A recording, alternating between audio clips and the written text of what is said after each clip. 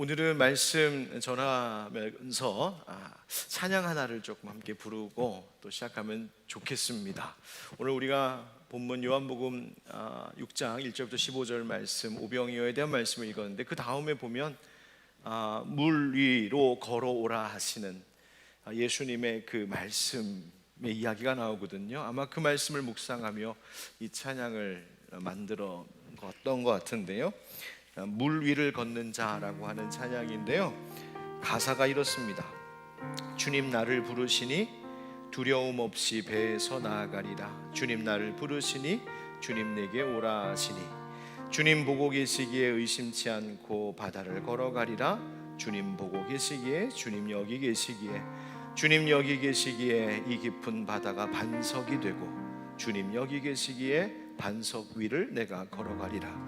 주님 여기 계시기에 저 거친 파도가 반석이 되고 주님 여기 계시기에 반석 위를 내가 걷습니다. 아멘.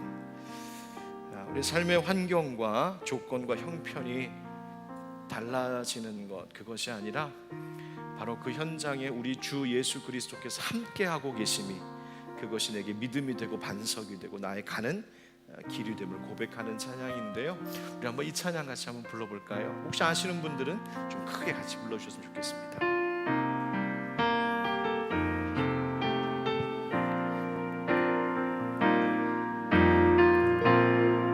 주님 나를 부르시니 두려움 없이 배에서 나아가리라. 주님 나를 부르시니 주님 내게 오라시니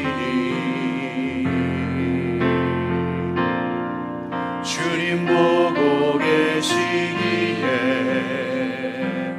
의심치 않고 바다를 걸어가리라.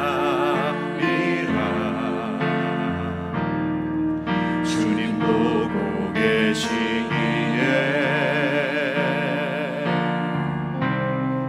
주님 여기 계시기에 주님 여기 계시기에 이 깊은 바다가 반석이 되고 주님 여기 계시기에 반석 위를 내가 걸어가리라. 주님 여기 계시기에 저 거친 파도가 반석이 되고 주님 여기 계시기에 반석 위를 내가 걷습니다. 우리 처음부터 다시 한번 불러봅시다. 주님 나를 부르시니 두려움 없이 배에서 나아가리라. 주님 나를 부르시니 주님 내게 오라시니 주님 보고 계시기에 의심치 않고 바다를 걸어가리라.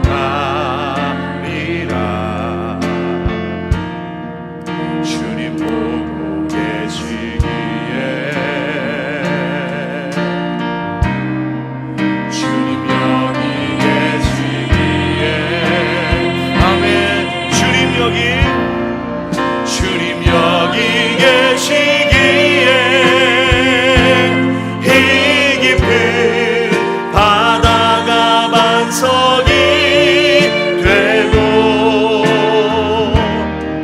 주님 여기 계시기에 반석 위를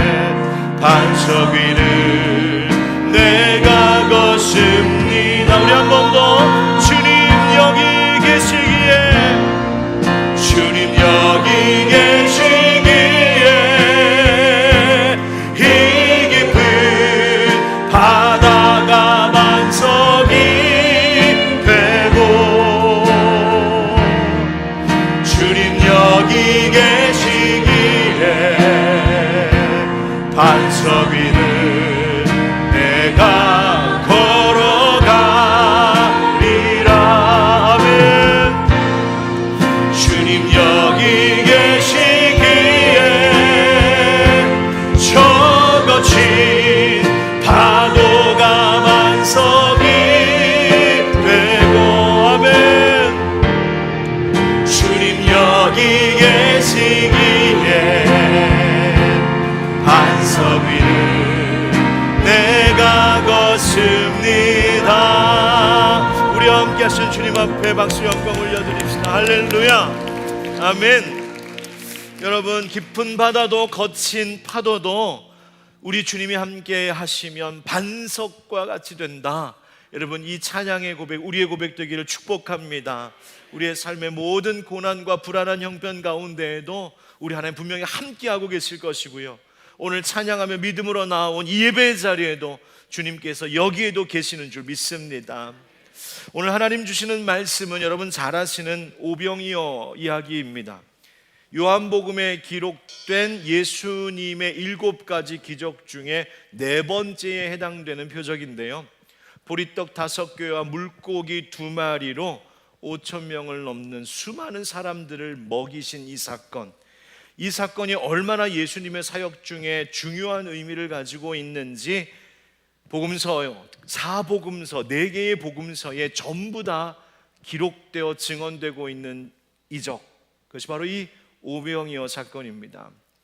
그렇기 때문에 그만큼 이 말씀이 의미가 있고 또 그만큼 다양한 관점에서 설교할 수 있는 주제들을 이 말씀을 묵상하면서 찾아낼 수 있겠는데요, 그런데 그 가운데 오늘은 이 수많은 사람들을 먹여야 하는 상황 속에서 예수님께서 어떤 태도, 어떤 행동을 취하셨는지를 좀 주목하며 오늘 말씀을 나누려고 합니다. 수많은 사람들을 지금 먹이셔야 하는 이 상황 속에서 예수님께서는 무엇을 하셨을까? 오늘 성령께서 저를 통하여 주목하게 하신 예수님의 2가지 모습은, 하나는 그 제자들을 도전하신 일이었고 또 한 가지는 축사하신 일이었습니다. 여러분, 예수님께서 지금 처한 상황이 어떤 것이냐면 갈릴리 바다 건너편으로 가셨는데 이 예수님의 병 고치시는 표적을 이미 목격했던 수많은 사람들이 거기까지 예수님을 따라옵니다. 그래서 오늘 본문의 3절 4절에 보면 예수께서 산에 오르사 제자들과 함께 거기 앉으시니 마침 유대인의 명절인 유월절이 가까운지라, 이렇게 말하죠. 산에 오르셨습니다. 여러분, 예수님의 사역에 있어서 산이라고 하는 배경은 참 중요한 역할을 하는 의미 있는 배경이 늘 되곤 했는데, 여러분, 예수님께서 보배로운 보석과 같은 말씀을 산에서 들려주셨다고 해서 산상수훈, 산상보훈이라고도 말하는 그 말씀을 주셨던 곳도 산이었고 바로 거기서 팔복이 선언되기도 했었고요, 예수님 변화산에 오르셔서 변모하심으로 그 영광스러운 모습을 보이기도 하셨고, 예수님 십자가에서 죽으시고 부활하시고 그리고 승천하실 때에도 그 산에서 제자들에게 주의 복음을 전해야 될 그 마지막 대위임 명령을 주셨던 바로 그곳도 산이었습니다. 바로 그와 같은 그 산에서 예수님께서 오늘 말씀해 보니까 제자들과 함께 거기 앉으셨다, 이렇게 기록되어 있습니다. 그런데 여기서 거기 앉으셨다라고 하는 말씀은 그냥 예수님이 뭐 어디 피크닉 와 있듯이 그저 이렇게 앉아 계셨다, 쉬고 계셨다, 뭐 그런 이야기가 아니라 당시의 랍비들이, 선생님들이 그렇게 하셨던 것처럼 함께 앉아서 거기에 모여있는 사람들에게 말씀을 가르치며 전하고 계셨던 것을 지금 묘사하고 있는 겁니다. 그런데 예수님께서 수많은 사람들, 거기 따라온 많은 사람들에게 하나님 나라 진리의 말씀을 가르치고 계시는데, 동일한 사건을 기록하고 있는 마태복음 14장에 보면 저녁이 되매 이렇게 말하고 있습니다. 그러니까 어느덧 저녁이 되었습니다. 누가복음 9장에서도 똑같이 날이 저물매 이렇게 되어 있어요. 그러니까 예수님께서 거기에 앉아 사람들에게 하나님 말씀을 가르치시고 전하시는데 그냥 잠깐 그러고 만 것이 아니라 온종일토록 그 하나님의 말씀을 꼼짝없이 앉아 전하셨고, 거기에 모여있는 수많은 사람들도 떠날 줄을 모르고 예수님의 말씀에 귀를 쫑긋 세우면서 말씀을 듣다 보니 어느덧 해가 뉘어뉘어지는 저녁 시간이 될 정도였다라는 말입니다. 어떻게 이렇게 많은 사람들이 모여 있었을까? 또 거기에 그렇게 집중하고 있었을까? 요한은 이때가 마침 유대인의 명절인 유월절이 가까웠을 때라고 이야기하고 있어요. 여러분, 그 큰 명절인 유월절이 되면 유대인들은 저마다의 자리에서 다 나와서 예루살렘으로 향하여 순례의 길을 갑니다. 그 명절을 지키려고.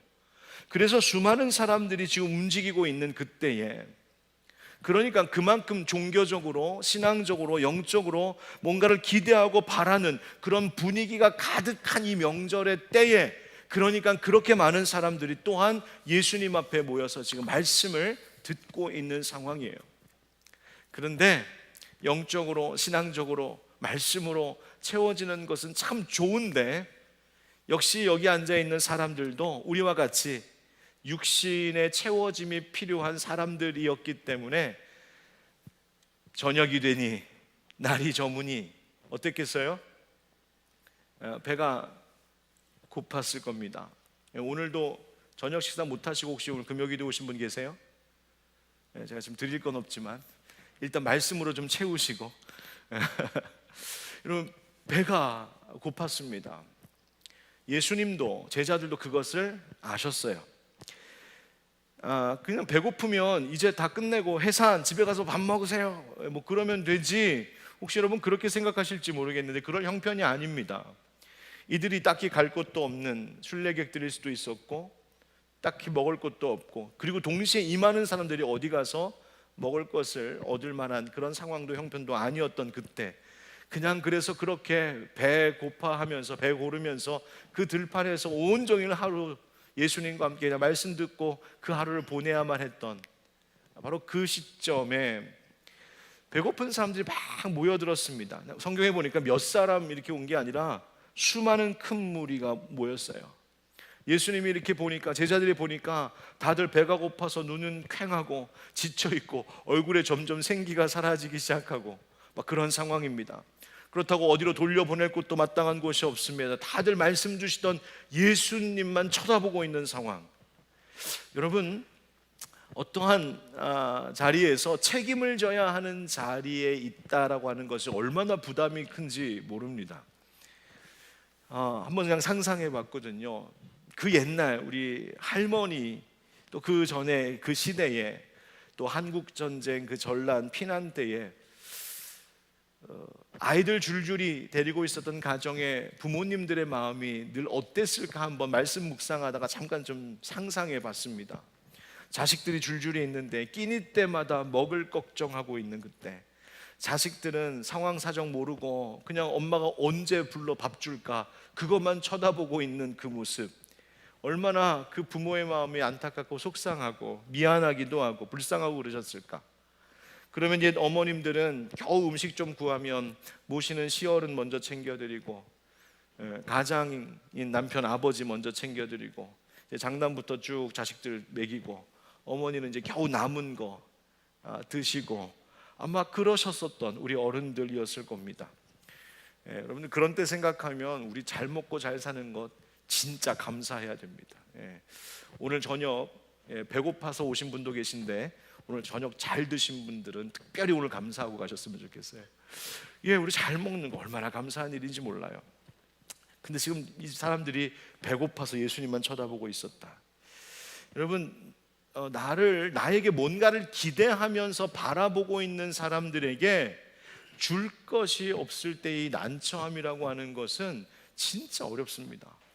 여러분, 제가 가끔 이 목사가요 무서운 꿈을 꿀 때가 있어요. 저에게 제일 무서운 꿈이 뭔지 아십니까? 제일 무서운 꿈이 뭐냐면, 꿈에 예배 시간, 설교 시간이 다가오는데 설교가 하나도 안 준비되어 있을 때, 제 목사가 그런 꿈 자주 꿉니다. 꿈속에서 막 설교 시간이 다 됐어요. 지금 강대상에 올라가야 되는데 준비가 하나도 안 돼 있고 해줄 말도 없고 뭐 들려줄 이야기도 없는, 별로 공감 안 되시죠? 이제 목사들끼리 모이면 이런 얘기 하거든요. 목사들은 이런 꿈을 꿔요. 그러니까 그만큼 막 그 설교에 대한 스트레스, 압박감에 늘 사는 거예요. 그래서 막 그러다가 이렇게 그 꿈인 줄 알고 딱 깨면 얼마나 감사한지. 예. 그래서 더 열심히 준비하겠다 막 이런 마음들 같거든요. 이게 뭐 한두 번이 아닙니다. 그러니까 뭔가를 지금 여러분 저 보고 계신 것처럼 막 기대하는 눈빛으로 초롱초롱 오늘은 뭘 줄까 막 바라보고 있는데 줄 게 아무것도 없다. 그럼 그게 얼마나 난처한 상황이에요. 아마 제자들은 그 상황을 보면서, 그 배고파하는 수많은 사람들을 보면서 큰일 났다, 어떡하나, 아마 그랬을 겁니다. 여러분, 우리도 살다 보면요 이런 말 나올 때 있잖아요. 야, 큰일 났다, 어떡하나. 분명히 우리에게 필요한 것이 이렇게 많은데, 우리의 가정에 필요한 것이 많은데 나올 구멍이 하나도 보이지 않을 때 큰일 났다, 어떡하나. 분명 해야 될 일도 많고 해내야 할 일들이 눈앞에 있는데 나에게 그것을 할 수 있는 힘이나 실력이 전혀 없을 때 어떡하나, 큰일 났다. 가야 하는 그 길에, 내가 이 길을 가야 되는데 마치 내 힘으로는 도무지 옮길 수 없는 큰 바위덩어리 하나가 그 길을 꽉 막고 있는 것처럼 그 앞에서 이러지도 저러지도 못하고 어쩌할 수 없어서 큰일 났다, 큰일 났다, 어떡하나. 그런 순간들이 우리의 살다 보면 우리의 삶 가운데 다가오기도 하거든요. 자, 이때 제자들이 얼마나 떨렸을까, 얼마나 고민했을까. 그런데 요한은, 오늘 이 성경을 기록하고 있는 요한은 이때의 예수님의 태도, 예수님의 눈빛을 눈여겨보고 있었던 것 같아요. 그래서 5절 말씀에 보면 이렇게 기록하고 있습니다. 예수께서 눈을 들어 큰 무리가 자기에게로 오는 것을 뭐 하셨다고요? 보시고. 즉 예수님은 그들을 보고 알고 계셨습니다.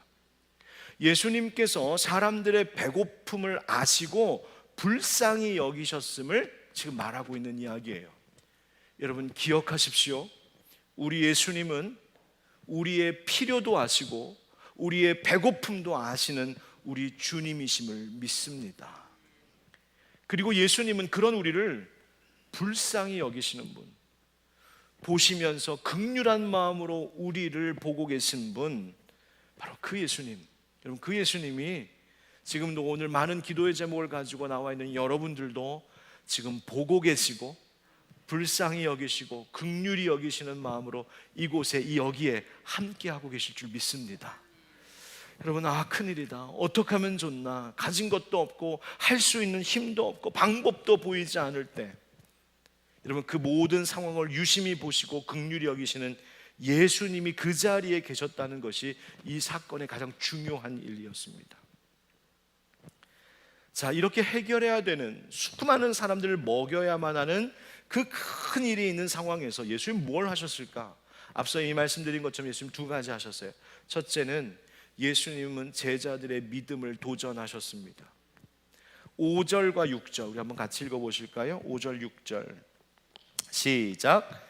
예수께서 눈을 들어 큰 무리가 자기에게로 오는 것을 보시고 빌립에게 이르시되 우리가 어디서 떡을 사서 이 사람들을 먹이겠느냐 하시니, 이렇게 말씀하심은 친히 어떻게 하실지를 아시고 빌립을 시험하고자 하심이라. 아멘. 사람들에게 먹일 양식에 대하여서 제자 중 빌립에게 물으셨어요. 뭐라고? 어디서 떡을 사서 이 사람들을 먹이겠느냐?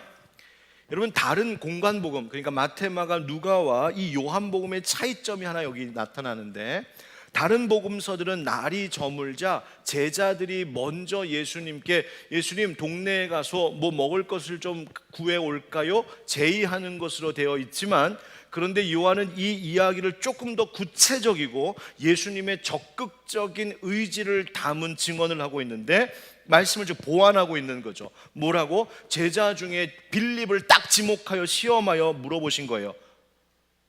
어디서 떡을 사서 이 사람들을 먹이겠느냐? 여러분, 왜 예수님은 빌립을 시험하셨을까? 왜 하필이면 빌립이었을까? 빌립이요, 그 다음 7절 말씀에 빌립이 대답하되 각 사람으로 조금씩 받게 할지라도 200데나리온의 떡이 부족하리이다, 이렇게 보고합니다. 그러니까 빌립이 한 번에 쫙 한번 스캔해서 딱 보니까 사람들에게 한 입씩만 빵을 먹여도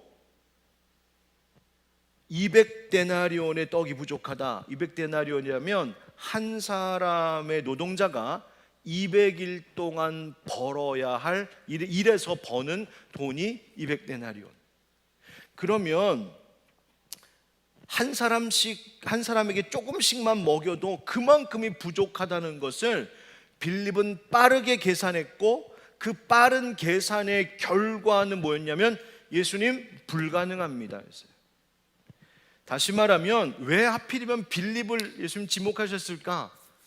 이건 제 생각인데요, 빌립이 계산이 빨랐던 사람 같습니다. 그러니까 딱 물어보면 답이 촥 나왔어요. 현실을, 상황을, 지금의 문제를 정확하게 직시하고 파악하고 계산할 줄 알았던 사람. 아마 그런 빌립의 특성을 예수님 아시고 빌립을 딱 찍어 물어보셨던 것 같아요. 여러분, 절 따라하겠습니다. 단순한 믿음이 복잡한 계산을 이깁니다. 여러분, 빌립은 복잡한 계산을 재빠르게 할 수 있고 현실을 정확하게 분석하고 직시하는 실력이 있는 사람이었지만, 예수님은 지금 이 일을 통하여서 그 복잡하고 빠른 계산보다 더 강력한 것이 있으니 그것이 단순한 믿음임을 말씀해 주고 계신 거예요. 빌립을 시험하신 예수님, 이 예수님의 질문을 가만히 보면 빌립이 예수님이 질문하신 내용의 의도를 잘못 파악하고 있었어요. 예수님께서 뭐라고 물으셨냐면, 우리가 어디서 떡을 사서 이 사람들을 먹이겠느냐 라고 물으시는데, 이 예수님의 이 문제를 낸 출제 의도가 어디에 있냐면, 이 질문의 핵심은 어디서라는 말이에요. 어디서. 우리가 사람들을 먹일 수 있겠느냐에 물어보신 것이 아니라, 예수님 질문의 핵심은 어디서부터라는 말이었어요. 헬라어로 포덴이라고 하는 말이 쓰였는데, 이 말은 어디서, 어떻게, 어떤 방법으로 우리는 먹일 수 있을까? 예수님 그거 물어보셨다는 거예요. 예수님은 지금 이 제자들에게, 그리고 거기 모여있는 사람들에게 먹을 것을 구할 수 있는 방법이 없다는 것을 아셨어요. 우리 아까 읽었었던 6절 말씀에도 이렇게 말씀하시면 친히 어떻게 하실지를 아셨다. 예수님은 사람들로부터 필요한 것을 다 얻기에는 지금의 상황과 형편이 턱없이 부족함을 알고 계셨고, 사람이 이 문제를 해결할 수 없음을 알고 계셨어요. 그래서 친히 어떻게 하실지를 아시고 빌립을 시험하고자 하셨다. 여러분, 이 말씀을 주목하셔야 됩니다. 사람에게는 방법이 없고 어떻게 해야 할지 아무도 알 수 없었지만, 예수님은 어떻게 하실지를 이미 알고 계셨다. 예수님은 다 아셨고 그분께는 다 계획이 있으셨던 것입니다. 여러분, 그것이 무엇일까요? 예수님이 아셨던 방법, 예수님이 가지고 계셨던 그 계획이란 것이 무엇이었을까? 그것은 사람이 어디서도 결코 구할 수 없는 것, 그 구할 수 있는 포된 그 어디가 무엇인지를 예수님은 아셨어요. 어디서 구할 수 있을까? 그것은 사람의 주머니도 아니고 동네 시장 가서 사올 수 있는 것도 아닌, 그들에게 필요한 진짜 그 모든 것을 충분히 채울 수 있는 그 모든 것은 어디? 하늘로부터 구할 수 있다는 것을 예수님은 알고 계셨다는 거예요. 예수님께서 어디서 떡을 사서 이 사람들을 먹이겠느냐라고 물으신 것은, 그 어디가 바로 세상의 다른 곳이 아닌, 사람이 아닌 하나님께로부터, 하늘 창고로부터 오는 것임을 알게 하고자 이 빌립을 시험하고 계셨던 것이죠. 여러분, 그러고 보면 지금 예수님 앞에 이 사람들이 모여 이 말씀을 듣고 있는 때가 어느 때가 가까웠던 때라고 지금 요한이 증언했었나요? 큰 명절인 유월절. 여러분, 유월절 딱 그러면 벌써 떠오르는 것이 있죠. 또 이 사람들이 지금 산의 들판에 앉아 있는 것, 그 모습 딱 보면 오버랩되는 그림이 하나 있죠. 바로 출애굽한 이스라엘 백성들이 광야에서 유월절, 하나님께서 그 어린 양의 피로 그들을 구원하여 주시고, 광야로 이끌어내신 그 들판 가운데에서 그 광야 생활을 하는 동안에 그들에게 필요한 것을 어디서 구해올 수 있었을까요? 다름이 아닌 하늘로부터. 그래서 날마다 매일 아침마다 하늘을 바라보며 하나님 내려주시는 만나와 메추라기, 그거 먹으면서 살았던 이스라엘 백성, 바로 그 이야기를 지금 요한복음은 우리에게 보여주고 있는 거예요. 여러분, 이스라엘 백성들에게 그 필요한 것을 구할 공급원이 하나님이셨던 것처럼 지금 예수님은 이 빌립에게, 그리고 제자들에게 그 믿음의 도전을 하고 계신 것이죠. 너희가 너 스스로 너의 힘으로 할 수 있느냐? 너 할 수 있겠니? 그들의 힘을 도전하신 것이 아니라 너가 스스로 절대로 할 수 없는 이 상황에서 그 힘과 그 필요를 채워주시는 하나님을 바라보는 믿음이 너에게 있느냐? 바로 제자들에게 그 믿음을 도전하고 계셨던 거예요. 여러분, 우리 인생 가운데 저마다 내용은 다르지만 나 스스로의 힘으로는 할 수 없는 일들을 만날 때가 참 많습니다. 저도 목회하다 보니까요, 이건 내가 할 수 있는 일이 아닌 일들이 앞에 턱턱 놓일 때가 있어요. 바로 그럴 때 여러분 잘 분별하십시오. 사탄은 내가 할 수 없는 일 앞에서 사탄은 우리의 믿음을 흔들어 놓지만 하나님은 우리의 믿음에 도전을 주십니다. 사탄은 거봐, 너 할 수 없잖아. 그리고 네가 믿는다라고 하는 하나님 아무것도 안 하고 계시네. 그러면서 우리의 믿음을 뒤흔들어 놓습니다. 의심하게 하고 불신하게 하고 불안하게 만듭니다. 그러나 우리 안에 계신 우리 주님께서는 내가 할 수 없는 그 상황 앞에서 이렇게 말씀하시는 거예요. 그래, 넌 할 수 없어. 넌 할 수 없어. 그런데 바로 이럴 때 너는 내게 어떤 믿음을 보이겠느냐? 여러분, 우리의 믿음을 흔드는 사탄의 공격에 넘어가지 마십시오. 할 수 없는, 내가 할 수 없는 상황은 똑같지만 믿음의 사람들은 사단이 우리의 마음을 흔들어 놓는 것에 넘어가지 않고 오히려 믿음의 도전을 불러 일으키시는 주님의 음성에 더 귀를 기울이며 그 주님의 도전하심에 내 믿음이 여기 있습니다 보이는 자들이 하나님 기뻐하시는 참 믿음의 성도들 되는 것인 줄 믿습니다. 지금 예수님이 그걸 도전하고 계신 거예요. 예수님께서 두 번째 오늘 이야기 속에서 하신 일이 뭐냐면 예수님이 축사하셨습니다. 여러분, 수많은 사람들을 먹이실 때에 예수님께서 이 5천 명이 넘는 사람들을 먹이실 때 예수님이 쓰신 것이 무엇인가 보니까 한 아이가 드린 보리떡 5개, 물고기 2마리였습니다. 이것이 예수님이 쓰신 도구들이에요. 3가지입니다. 아이, 보리떡, 물고기. 먼저 아이, 이 먹을 것이 한 아이에게서 나왔다는 것은 요한만 증언하고 있는 이야기입니다. 이것이 아이의 손에서 나왔다. 여러분, 아이는 당시의 여인들과 더불어 사회적으로 온전한 한 인격체로서 존중받지 못하던 때였습니다. 그런 존재였어요. 무시되고 외면되고 방치되고 사람의 수를 셀 때에도 온전히 포함되지 않았던, 그러니까 아이, 가장 연약하고 아주 작은 보잘것없는 존재, 이것이었어요. 보리떡, 여러분, 보리떡이 어떤 빵이었을까요? 요즘에 막 유행하는 인기 많은 큰 막 베이커리 카페 막 이런 데 가면 막 빵 하나에 막 10,000몇천 원씩 막 그런 거 보시죠? 그럼 덜덜덜 떨리죠? 예. 이거 어떻게 사 먹나? 그것도 다 잘 사 먹어요. 예. 예. 근데 지금 이 보리떡은 그런 빵 아니거든요. 그런 빵 아니거든요. 헬라어로 보면 이 빵 보리떡을 아르투스 크리디누스 이렇게 되어 있는데요. 이 빵은 뭐라고 설명되어 있냐면 모든 빵 중에서 가장 값싼 것으로 천히 여기던 음식, 이렇게 되어 있어요. 그러니까 그 당시에 그 당시도 빵 어쨌든 몇 종류들이 있었을 거 아니에요. 먹을 건. 그런데 그 빵 중에서도 가장 맛없는 빵, 가장 먹기 싫은 빵, 진짜 먹다 먹을 것이 정말 찾다 없으면 그때 겨우 손 가는 빵, 아무것도 아닌 빵.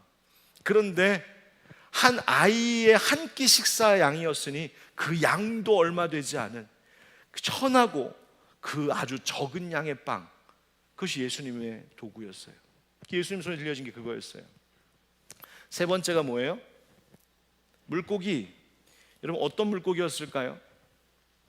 커다란 대방어, 이렇게 빵실해가지고 한 마리만 잡아도 막 몇 명이 먹을 수 있는 그런 방어, 그런 거예요? 아니잖아요. 여기서 이 물고기라고 하는 것을 가리키는 헬라어를 보면 옵사리온이라고 되어 있는데요, 이 옵사리온이라고 하는 물고기는 작은 물고기이고 갈릴리 바다에서 흔히 잡히는 아주 흔해 빠진 물고기. 근데 너무 작고 너무 흔해 빠져서 이 낚시하는 사람, 어부들이, 그리고 그걸 장사하는 사람들이 가져가지도 않는 물고기. 그래서 잡으면 그냥 바닥에다가 막 내버리는 물고기.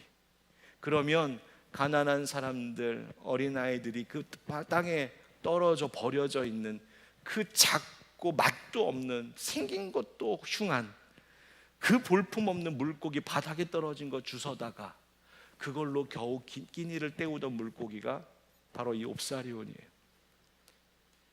지금 가장 연약한 존재, 가장 작고 보잘것없는 아이가 가장 맛도 없고 가장 싼 천한 빵, 그리고 남들이 거들떠보지도 않는 땅에 떨어져 주워가는 그 작은 물고기, 그것이 지금 예수님의 손에 들려진 거예요. 여러분, 그때 여러분은 어떤 반응을 보이시겠습니까? 여기서 주목할 것이 예수님의 태도인데요, 우리 11절 말씀 같이 읽겠습니다. 11절 시작. 예수께서 떡을 가져 축사하신 후에 앉아있는 자들에게 나눠주시고 물고기도 그렇게 그들의 원대로 주시니라. 아멘.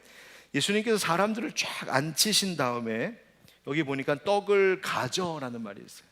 이 떡을 가져라고 하는 말, 이 동사를 가만히 주목해 보면 어떤 예수님의 마음이 여기에 반영되어 있냐면, 예수님이 그 천하고 보잘것없는 정말 아이의 그 조그만 그 도시락, 평소에는 줘도 안 먹을 것 같은 거, 그런데 그것을 거리낌 없이 취하셨다는 말이에요. 기쁨으로, 반갑게, 오, 괜찮아, 이거면 충분해, 이거면 너무 좋아, 최고야, 기쁨으로 받아주셨어요. 그리고 나서 하신 것이 뭐냐면 축사하셨다, 이렇게 되어 있어요.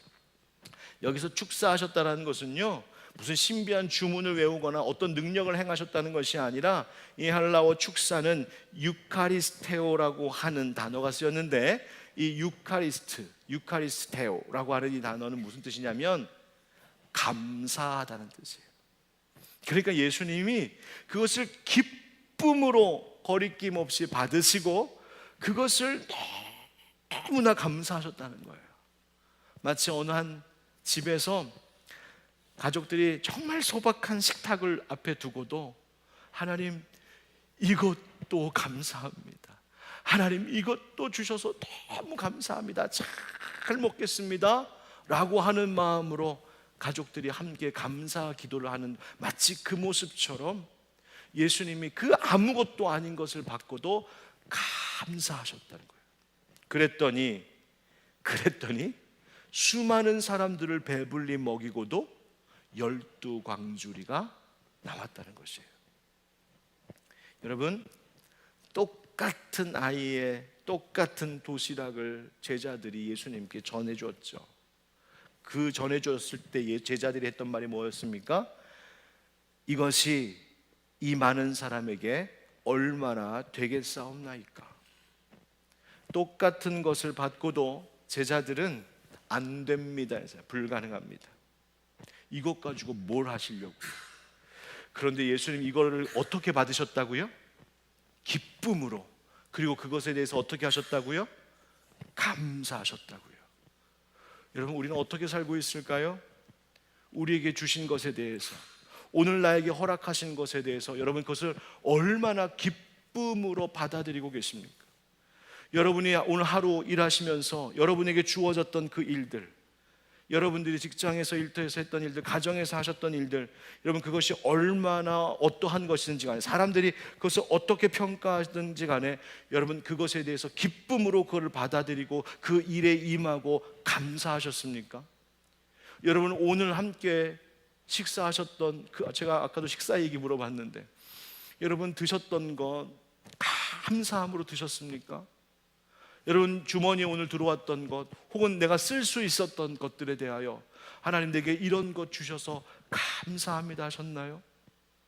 오늘 내가 살아갈 수 있는 생명이 내게 있음이, 내게 건강이 있음이, 내가 오늘도 두 발로 주님 앞에 나와서 예배할 수 있음이 얼마나 감사한 일인지 감사하셨나요? 아니면 혹시 그 반대로 내게 주어진 그 일들에 대하여서 그것이 적고 하찮고 보잘것없어 보여서 오히려 불평하고 혹시 그것마저 무시하지는 않으셨습니까? 불안해하고 염려하고 한숨만 쉬고 의심하고 불신하고 내게 주어진 것 소중한 줄 모르고 감사할 줄 모르며 혹시 오늘 하루를 보내지 않으셨습니까? 사랑하는 성도 여러분, 오늘 우리에게 허락하신 그 모든 상황 속에서 믿음의 도전에 두려워하지 마시고 동시에 내게 이미 주신 것에 대해서 기쁨으로 감사하며 살아가는 여러분 되시기를 주의 이름으로 축원드립니다. 지난 주일 오후에 재직회가 있었습니다. 그때 얼마나 감사했는지요. 우리가 교회 성전 보수하자, 함께 마음을 모으자 하면서 그 성전 보수를 위하여서 함께 이제 재직회를 통해서 첫 번째 예산을 세운 것이 저희가 3억 5천만 원 예산을 세울 수 있었습니다. 더하여서 적립한 것까지 합쳐서 꽤 저희가 이제 계획했던 일들을 할 수 있는 예산이 작정이 되었습니다. 물론 작정하신 겁니다. 아직 다 들어온 건 아닙니다. 여러분 기도해 주셔야 돼요. 그런데 저는 그 액수보다 더 감사했던 것은요, 참여하신 분들입니다. 그 참여하신 분들의 그 수를 세어보니 뭐 작정만 하셨든 헌금을 하셨든 부부 이렇게 다 하면 개의별로 다 세어보니까 한 280여 명은 되시더라고요. 얼마나 감사한 일인지요. 그런데 이 일을 처음 시작하려고 할 때 쉽지 않았습니다. 제 마음도 어려웠고 어떻게 할까, 할 수 있을까 그랬어요. 그런데 제가 그때 하나님 앞에 감사했거든요. 하나님, 이런 일을 꿈꿀 수 있게 하신 것만도 감사해요. 이런 일에 대해서 이야기할 수 있고 이런 일에 대해 성도님들과 우리 일꾼들과 함께 마음을 열고 이야기할 수 있는 것만도 하나님 감사해요. 처음 작정이 되고 조금씩 헌금이 들어올 때도 하나님 이것만 주신 것도 감사해요 그랬거든요. 하나님께서 채워가시더라고요. 여러분, 저는 앞으로도 하나님이 뭐 교회의 꼭 이 성전 보수의 일뿐만 아니라 우리 교회에 필요한 영적 물적 모든 것들, 그리고 여러분 각자의 삶 가운데 필요한 모든 것들도 하나님이 분명히 채워주실 줄 믿습니다. 그런데 그 채움에 있어서 필요한 것이 있습니다. 여러분, 용기 있는 믿음으로 도전하셔야 됩니다. 그리고 지금 있는 것에 대하여 주신 것에 대해서 감사하셔야 됩니다. 바로 거기에서 새로운 하나님의 역사가 시작될 줄 믿습니다.